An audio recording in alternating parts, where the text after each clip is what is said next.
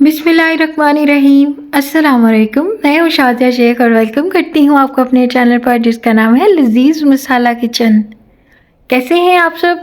उम्मीद करती हूँ कि आप सब खैरियत से होंगे और मेरी दुआ है कि अल्लाह ताला आप सबको शाद-ओ-आबाद रखे और अपने हिफ्ज़-ओ-अमान में रखे।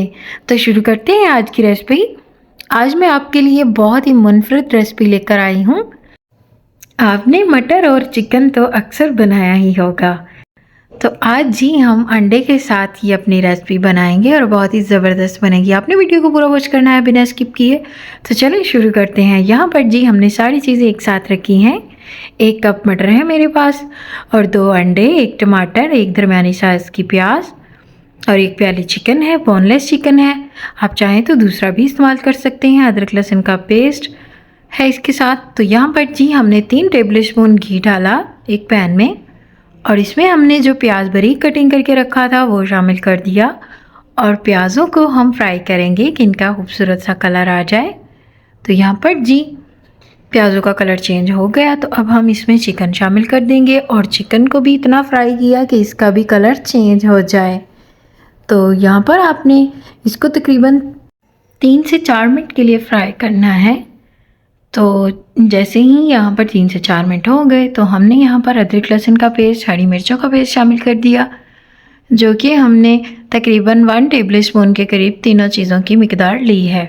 तो अब जी इसको फ्राई करेंगे और इसको तकरीबन 3 मिनट के लिए हम भूनेंगे और जैसे ही इसमें अच्छी सी खुशबू आने लग जाए तो फिर हम इसमें मटर शामिल कर देंगे।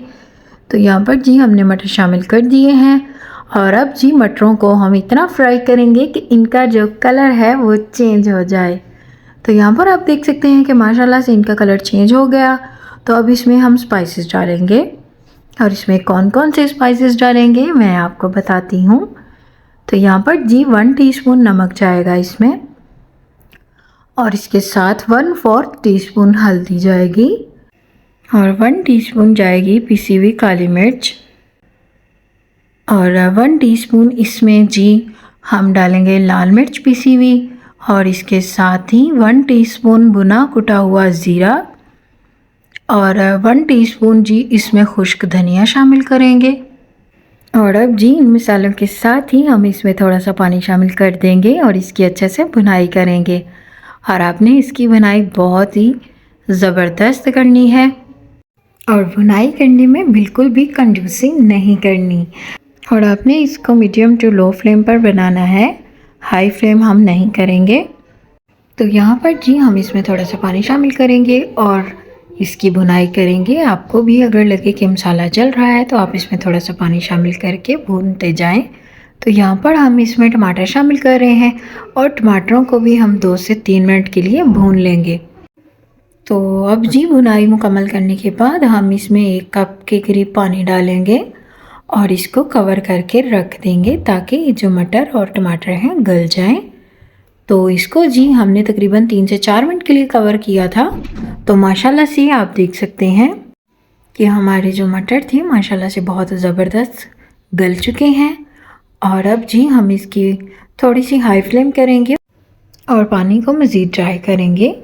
तो अब जी इसमें हम अंडे शामिल करेंगे। अंडों को हमने तोड़ के फेंट लिया था और यहाँ पर जी अंडे को भी आपने अच्छे से मिक्स करना है और इसको इसके मसाले के साथ अच्छे से पकाना है। बहुत ही ज़बरदस्त ये रेसिपी बनेगी, आपने ज़रूर ट्राई करना है। तो यहाँ पर जी अंडे को हम इसमें अच्छे से पकाएंगे और इसको इस तरह से पकाएंगे कि घी जो है वो अलग होना शुरू हो जाए। तो आप देख सकते हैं कि माशाल्लाह से मसाले ने घी छोड़ दिया है और अब जी हमारा जो ये सालन है तैयार है। अब इस पर धनिया डालते हैं और इसको थोड़ी देर के लिए कवर कर देते हैं। तो फिर जी इसको करेंगे डिश आउट और आपको दिखाती हूँ इसकी फाइनल लुक।